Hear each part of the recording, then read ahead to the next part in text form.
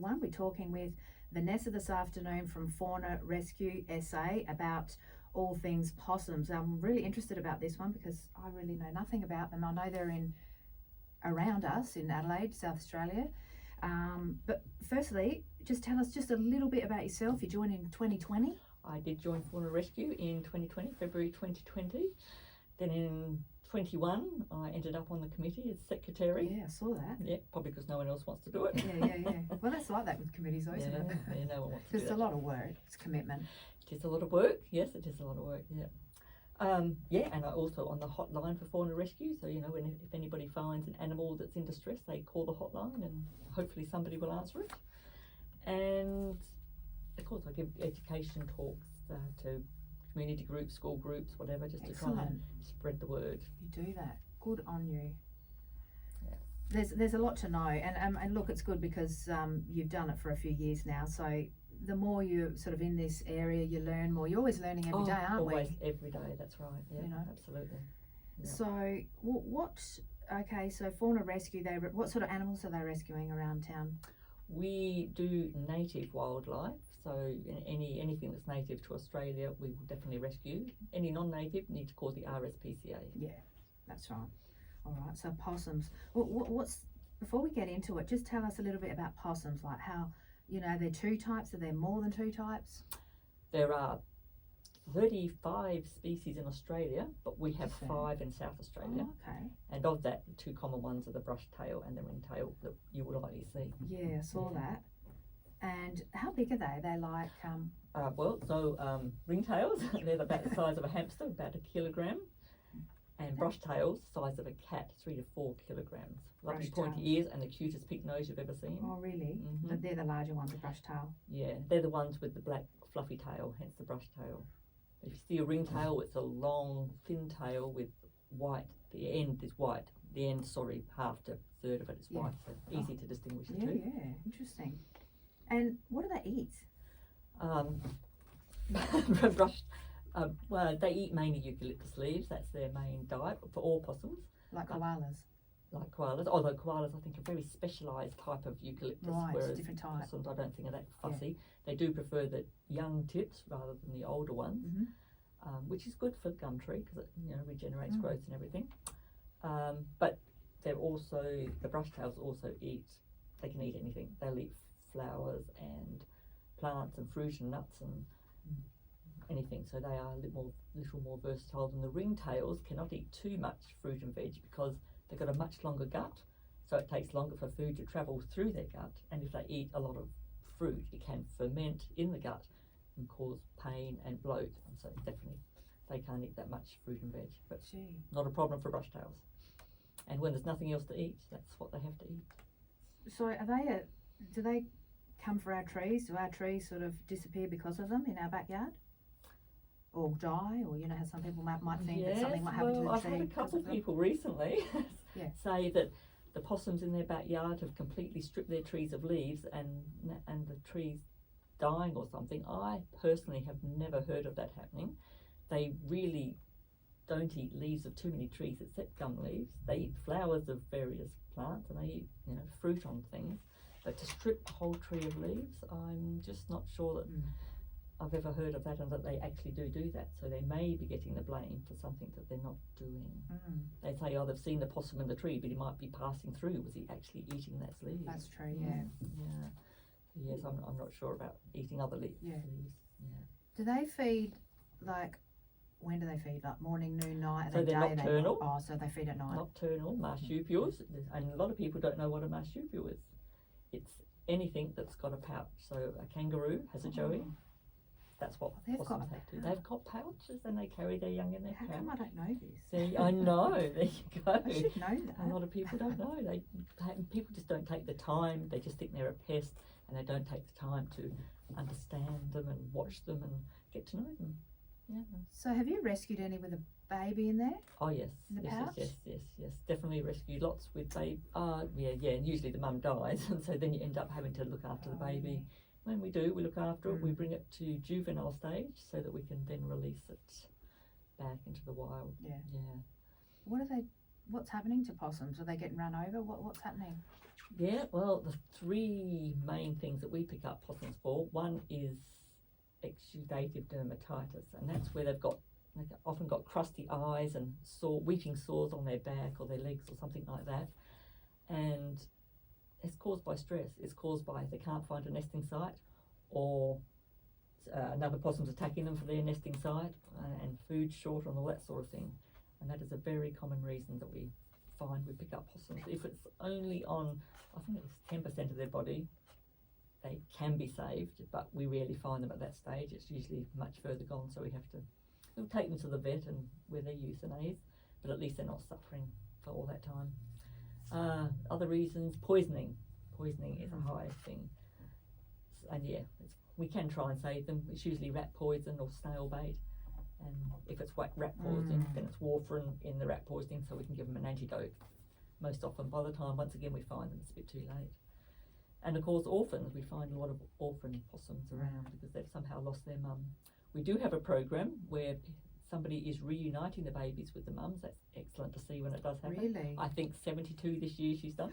Oh yeah, what's her name? Kerry. Is that who? Yeah, Pauline. I think gave me her Kerry, details. All right. Excellent. Yep.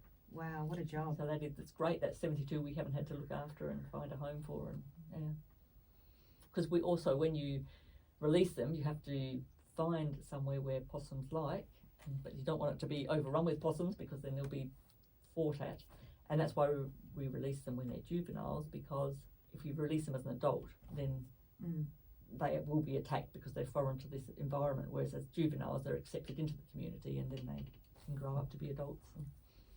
Where do they like to nest? Trees. They need trees. Brush tails live in hollows in trees, so they need old trees with hollows in it. We are chopping down all the trees. We chop down trees, old trees. They lose their home. They lose their food sources, and this is was done for farms, done for industry, done for housing estates.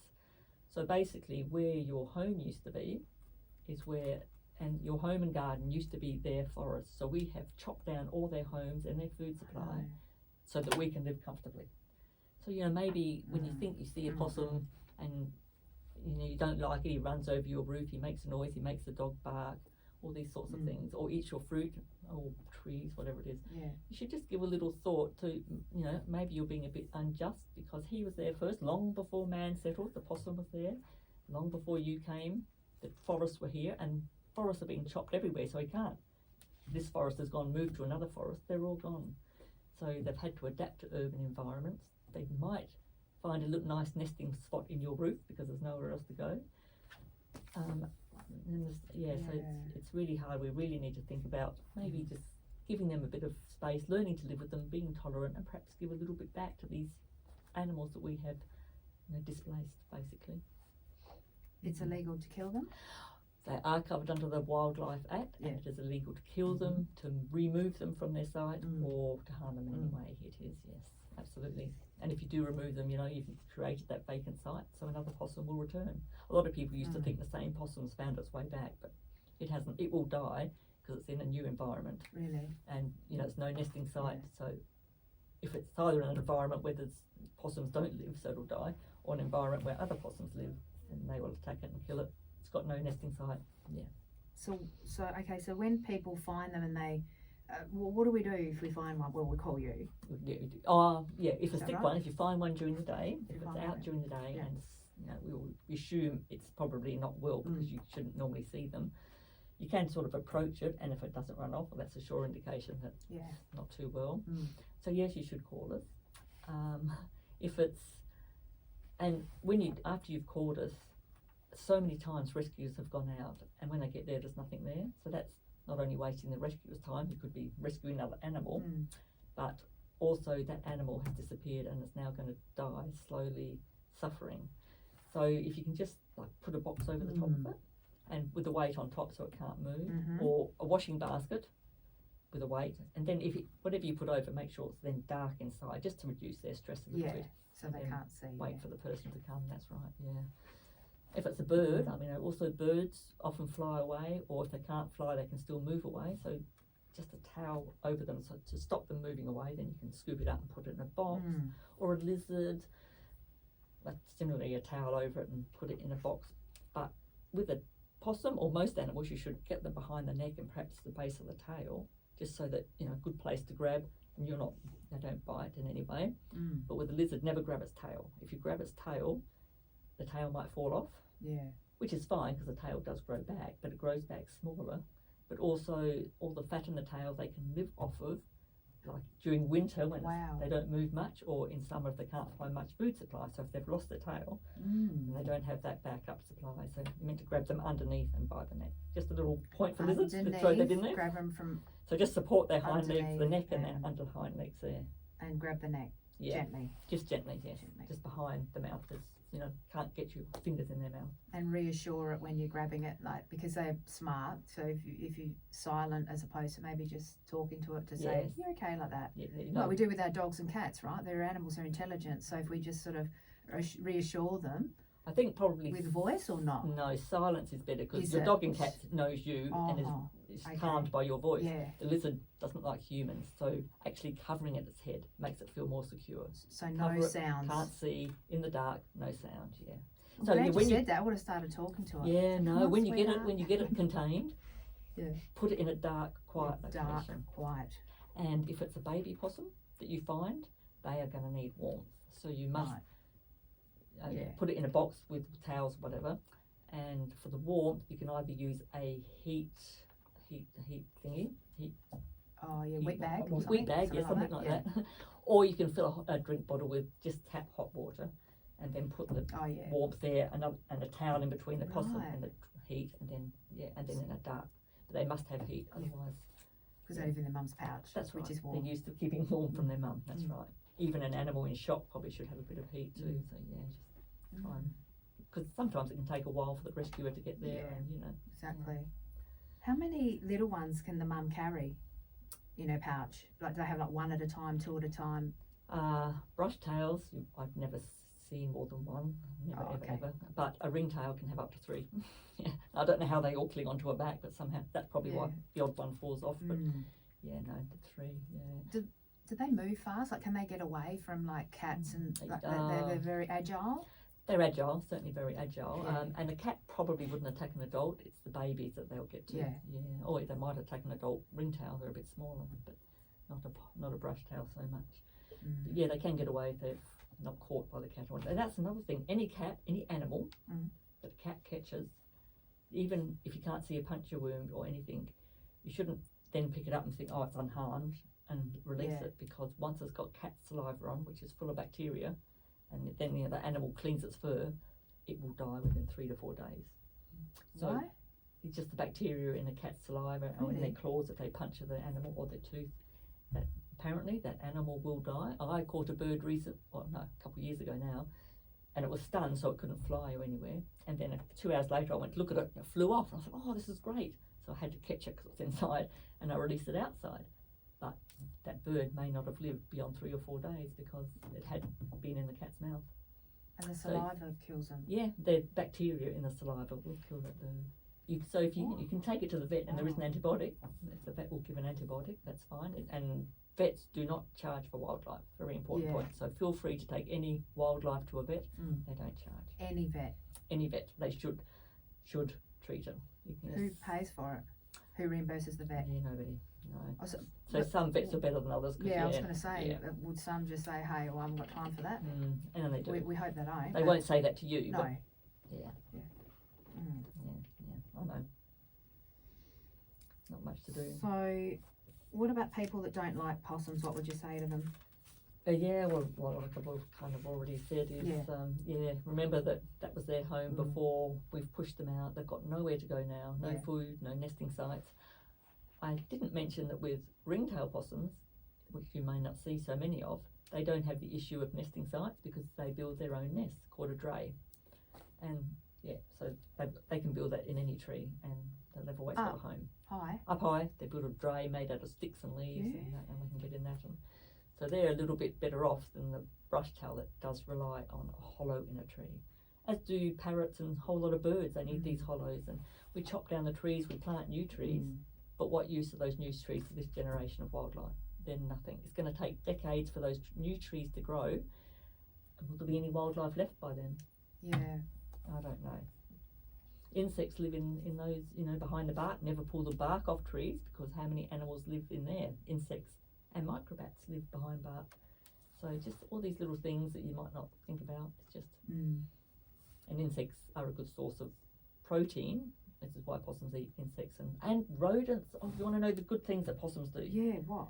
They eat mistletoe, which is a very common parasite in gum trees. So they protect the gum trees. They feed on gum tree leaves, which helps promote growth for the gum trees. They pollinate plants as they move across flowers and things like that. And they do reduce the insect population because they need that protein. And the rodent population, they're known to eat baby rats or mice just now and then, because they just need that bit of protein. It's a cycle, isn't it? What is it called? Circle of life. Circle of life. Circle of life. And there's something else. It is a cycle anyway. That's quite right. Ecosystem, something. Food chain. Food chain, something like that. Yeah, all of those sorts of things. Yeah. Exactly. So we need them. So we do need them. We don't want to kill them. We don't want to move them from the home. Just let them be. Just stand back and watch them, and if you're lucky enough to have them in your garden at night time, you can just see them jump from tree to tree and do whatever they do. Brushtails are very solitary animals, so they tend to be alone, which is probably, if they meet another one, they might make a few sounds. But ringtails actually live in family groups up to 8, so they're a bit more social. Interesting. It is, yeah. So let's say that if we do move them somewhere else, we're taking them from their family. And like you said before, when you move them anyway, they die because it's not their home. That's right. They don't have not ringtail. Certainly ringtail, you're removing it from its family. A brushtail, there'll be no nesting site for it in its new environment. It won't know where the food is, and local possums will obviously kill it, because otherwise they might take their nesting site. So if it's not killed by the other possums, why can't it make a new home? Because there's none there, or the vacant ones are generally full. If they can make a home, will they live? Yes, well, they might do if they can adapt to this new environment where they weren't brought up. Yeah. When we put out our juveniles, it's not the area they grew up in, so we hope that once they're out there, they can kind of survive and find plants they need. When we look after them, very important when you look after a wild animal, not to humanise it, because they will not survive in the wild if they're too. And when you bring them up as babies, it's very hard not to become attached and very close to them. So you have to be strong. Put them at arm's length once you stop feeding them milk and goodness knows what. It's hard, but you have to do it for their sake, because you must do what's best for the animal, not what's best for us. So what's I saying? Exactly right. I can't remember where I was going with that story, but so if they found a new site, could they survive? I guess it's possible, as long as they've got that nesting site to sleep in and what have you. I guess it is possible. Yeah. When babies are born in the wild, those juveniles grow up and they've got to find a nesting site. So you'd hope there's some somewhere. Yeah. They don't all die because they can't find their own nesting site. Yeah. What about what else have we missed? Anything else we need to cover? Oh no, I want to get to I've got a few more things here, but I'm just checking that we've covered the main things. What they eat, I've done with that. Building drays. Did I tell you they're called a dray? The ringtail possums build nests and they're called drays. Yeah, you said that. Yeah, I did. But what about water? Do they need a lot of water, or just a little bit to get by? Some people don't think they need any, but I've seen them drink when I've got them in captivity, so they do need water. They need water. I always make sure there's water all year round wherever I put them in the wild. So yeah, they do need water. They definitely do. I know koalas can probably get most of theirs from the gum leaves, but possums, they need water, definitely. Yeah. A lot of people also putting water out for not just birds, but whatever animal needs it. You see that around our area even. There's people putting ice cream containers or plastic, or they've got the bird baths. There's water. Well, that's good. Bird baths are good. Yeah. Plastic ice cream containers. No, the plastic going. First of all, it's too deep and an animal could drown in it. So if you do put the ice cream container out, just put a rock in it that they can. Secondly, it's plastic. Do they remember to bring it in when they're not using it anymore? It's plastic in the environment and I'll move on to that And it later does get on. slimy, the plastic too, Actually, doesn't it, on the yes, inside? Yes, it does. Yes, absolutely it does. Yeah. And there's also what people can do just in their daily lives. Like sometimes, can they join? Some people don't have enough time perhaps to join an organisation like Fauna Rescue, and they want to help animals. So I must say that joining Fauna Rescue, you can put in as little or as much time as you want. For instance, you could just do 2 hours a week on the hotline, answering their phones. We do need extra people. What, they have to be on premises, or they can just be all at of their us home? work from home. Doesn't matter what you do, what your role is, you work from home. Oh, okay. Even during COVID, we even had committee meetings from home. You know, you can do that these days. Okay. So yeah, everything's done from your own home. And all, or, you know, if you want to rescue an animal, you can just say I'm only available like Friday afternoon 3 till 6. You don't have to be available the whole time. So there are those options to join. Well, that's Fauna good Rescue. too. Takes the pressure off the team. That's right. Every little bit helps. Yeah. But apart from that, you can leave water out in shady places, but make sure it's a shallow dish Shallow, yes. or put rocks in it, because animals will fall in and drown if you, leave it. So because rocks it's so too it can crawl out. Yeah, exactly right. Yeah. That's right. Yeah. And other things you can do is put PVC piping or hollow logs in your garden. That's a nice safety thing for lizards. And lizards are excellent to have in your garden because they eat all the snails. Wow. Yes. Okay. I have fun. And put nesting boxes up for possums, bats, or birds. All those things help because homes are hard to come by with the lack of trees these days. Nesting boxes from, they sell them at Bunnings? So, no. I think I might have seen something somewhere recently. Oh, that would be for really good. bees or birds oh, or something. Oh, there's those little things for insects. Yeah. Bees. Insect houses. Bee and stuff. hotels, they call them. Yeah. Just to get out the wind or have a rest in there. Yeah. Yes, those. Definitely, and we need bees, even though most of those bees are European bees and not native. Native bees actually are loners, so you won't find them in groups or anything. Equally important to our environment, but Okay. I guess that the other bees do help pollinate things. Yep. So I think for nesting boxes, Fauna Rescue has a thing where you can build your own nesting box, a pattern to follow, whatever like that, so you can get it from us, or you can probably find it on the website anyway. Okay. Any website. What's the website? Or you can buy them from Fauna Rescue already made. Okay.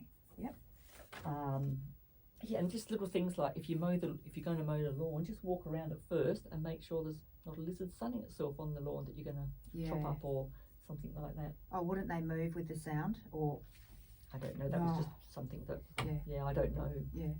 I don't know. They might not, because maybe the sun makes them sort of relaxed. Bit dopey, yeah, relaxed. dopey. Yeah, that's right. Yeah, they just mightn't be. Yeah. Or they used to a whole lot of noise around and they just don't realise. Yeah, or by the time it's approached, then they can't move fast enough to get away. Keep cats inside at night, especially. But if you can keep them inside and just provide an enclosed run, then keep them away from native wildlife all the time, even better. Yeah, isn't it illegal to have them out? Like, aren't cats Depends meant to be inside? Depends on the council. Really? I thought that was across the board. No, with Teachwood Gully, I don't think they need to be in at all.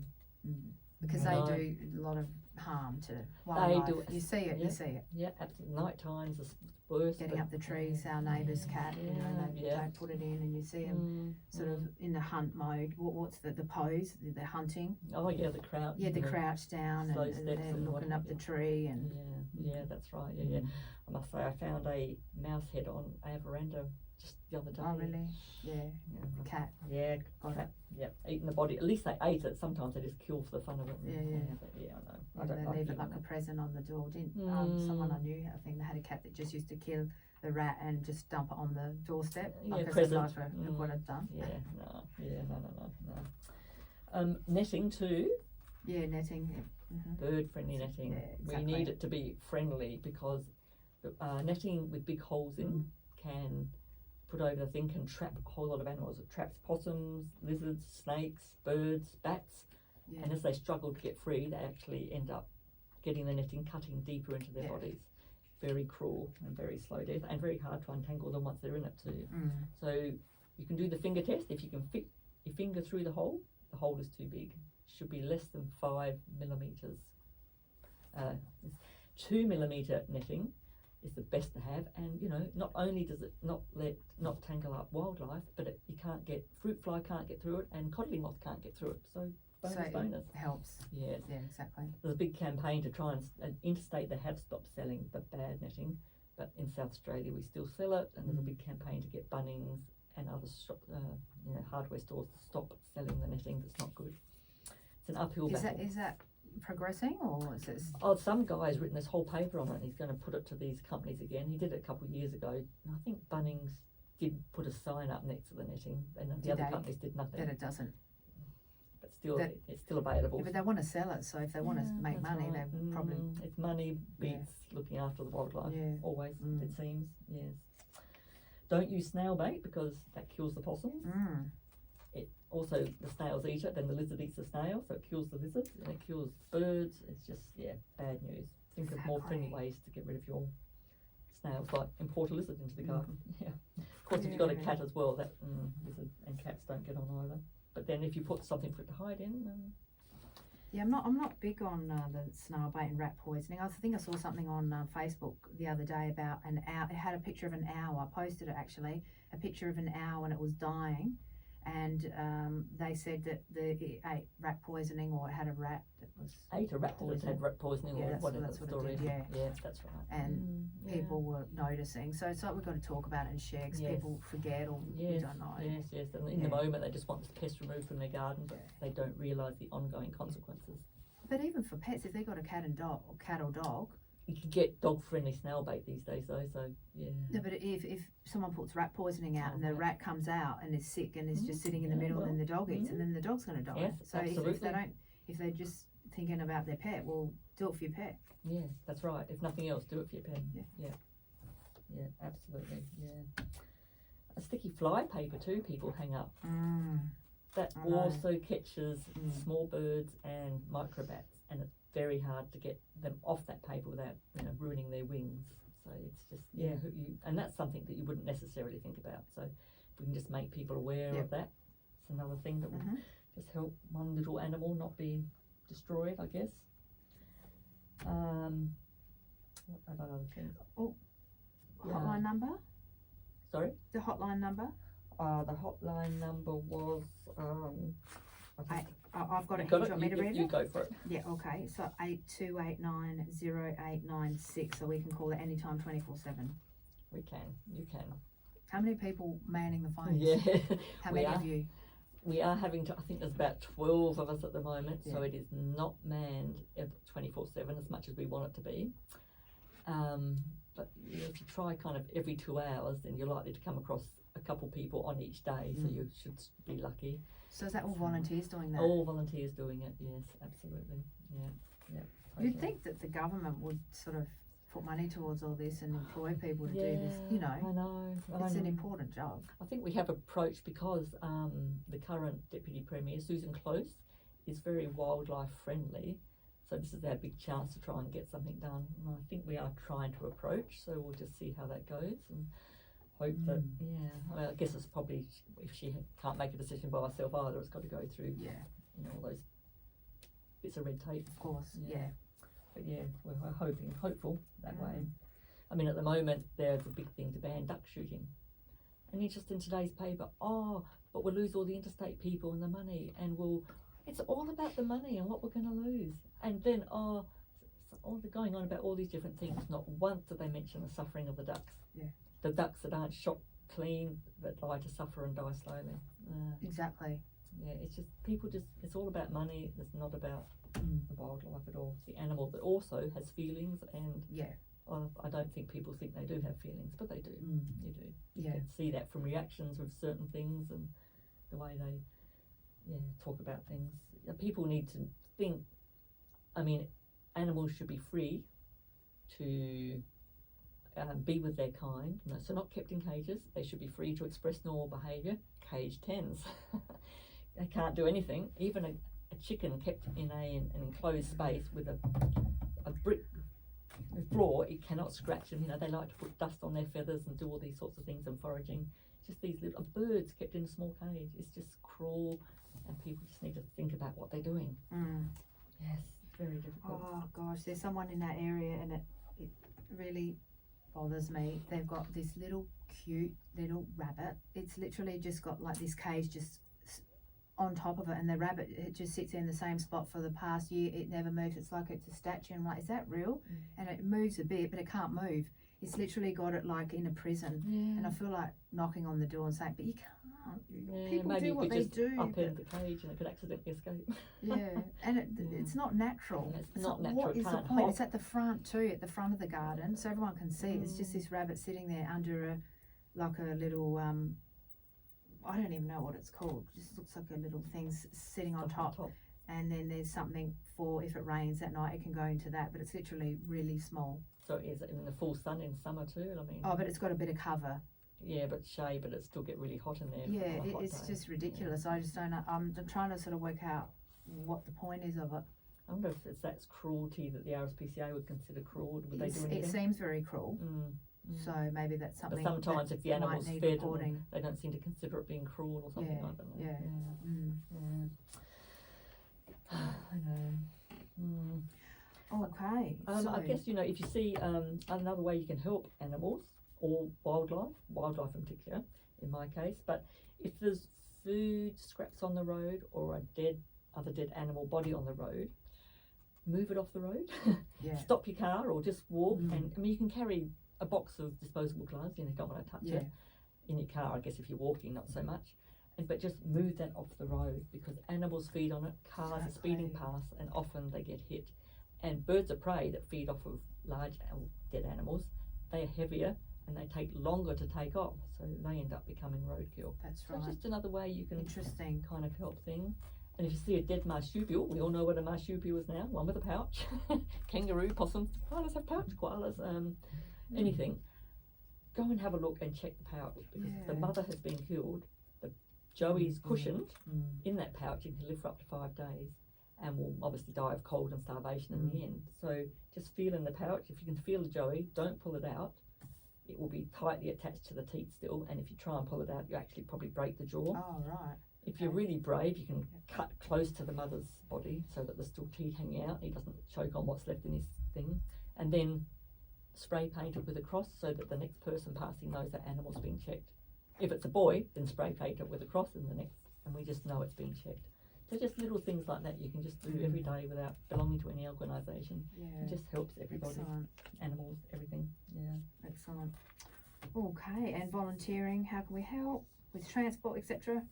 Transport, rescues, being on the phone. Hotline. So, it's lots of non-animal things you can just do, like IT, human resources, being a fauna rescue, just donating regularly or something like that. I was going to say that, donating blankets or whatever, what have you, or money for what you do when you've got them in your care. I mean, who pays for that? Well, we do, basically. We can claim from fauna rescue if we've got it, if donations are enough. You can claim they do supply food at a reduced amount cost, but otherwise you pay for it. Part of your rescue process, I guess. If you care enough for the animals, you'll do it. Exactly. Most people do that join. That's right. They would. That's right. Yeah. Is there anything else we need to cover before we say goodbye? Well, I would like to just sort of say, one of my pet things is, it's all very well caring for sick and injured animals, but it's better to prevent any sickness and illness. So apart from the things we've mentioned, like snail bait and cutting down trees and pulling off bark, we need a clean environment. Plastic is everywhere, and animals are dying because of it. They get caught in rings from cans, from bottles, from hairbands. The new plastic face masks, fortunately they're becoming a bit less now, but they've got rings around the ears. So if you're actually wearing a face mask and want to get rid of face mask and want to get rid of it, break the straps before you throw it away. Oh, right. That just reduces that one extra ring. If you just see somebody's hair tie on the ground, pick it up and put it in a bin, because animals get caught in them and they just either get hung or it gets around their snouts and then they starve to death, or around their legs and they can't move because they don't have opposing thumbs and they can't get things off. So very we important. wouldn't think, would we, that a hair tie would cause such damage? How dangerous they can be. What else? The rings on bottles, they're harder to break, but if you can just get a knife and cut it before you dispose of the bottle, things like that. A string, they get tangled in string and everything like that. All those sorts of things. So I guess the easiest thing to do with plastic is put it in a bin. Exactly. If you're out and there's no bin, you took it there, take it home and put it in a bin. Just the damage it's caused, It's just tremendous. And I mean, even putting it in a bin, it then goes to landfill. It lasts for 500 forever in the environment, 500 years forever. Eventually decomposes, then you get microplastic, and then it gets in the food chain. So we probably end up eating it ourselves.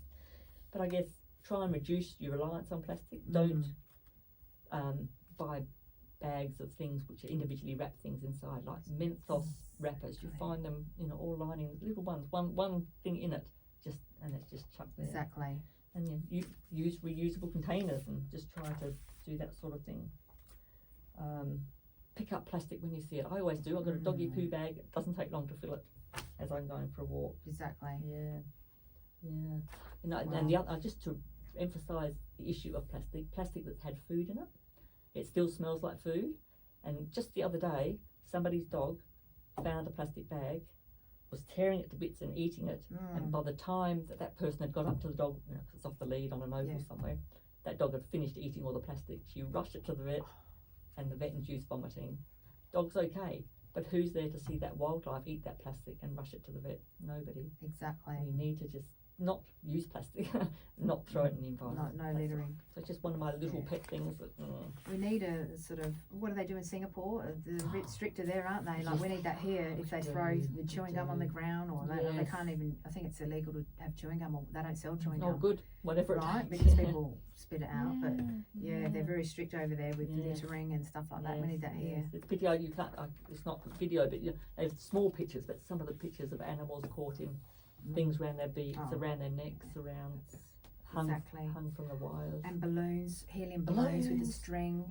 Yeah, I think that bird there is sort of on one of those hanging from the wire. Do not get helium balloons. What for? Ordinary balloons, if you throw them, they look like jellyfish in the ocean, and so they get eaten in the ocean.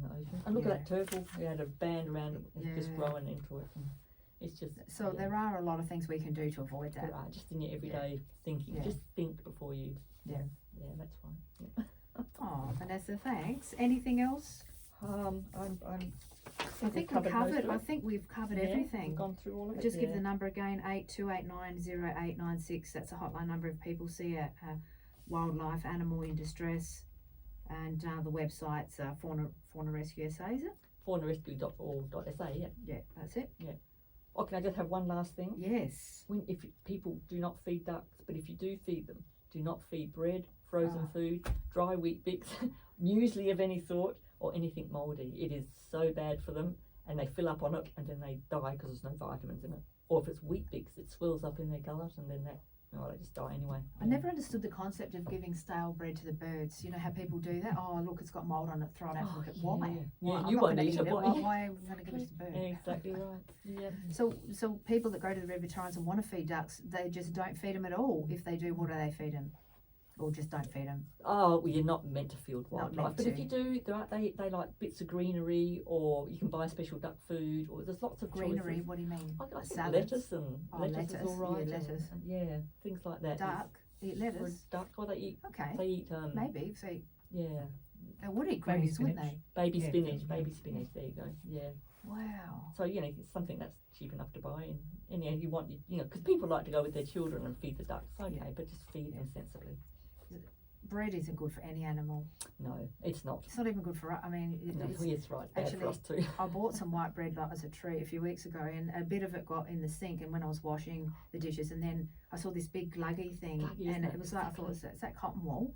And it was the white bread that had expanded. I thought that's what's in our stomach. Yeah, that's right. Why are we going to eat it? So why would the animal want to eat that? It's not healthy. Exactly right.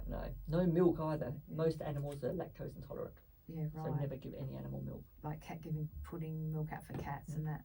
Not a good idea. No, exactly. Like I always say, milk, cow's milk's for a baby calf. Exactly.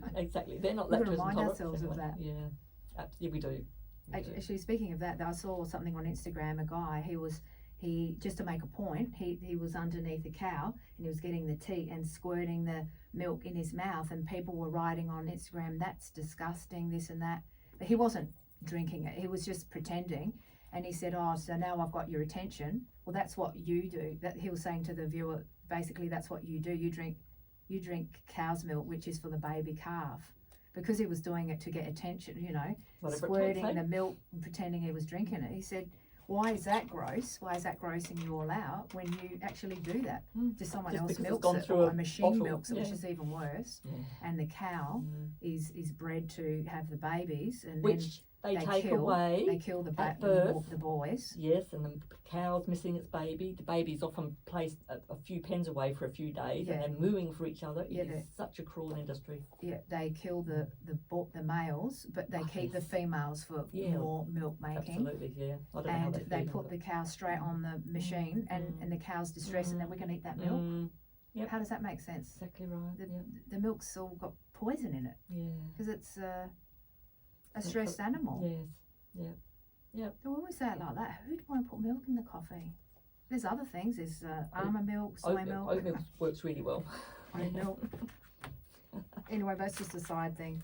I know it is quite right. But you know what? Isn't veganism growing these days? It Like is. it's a Isn't that movement the lovely? past Yes. decade. Yep. A lot of people becoming vegan Yes. because of all this. Thank goodness. Because we They're talk about it realising. more. Yes.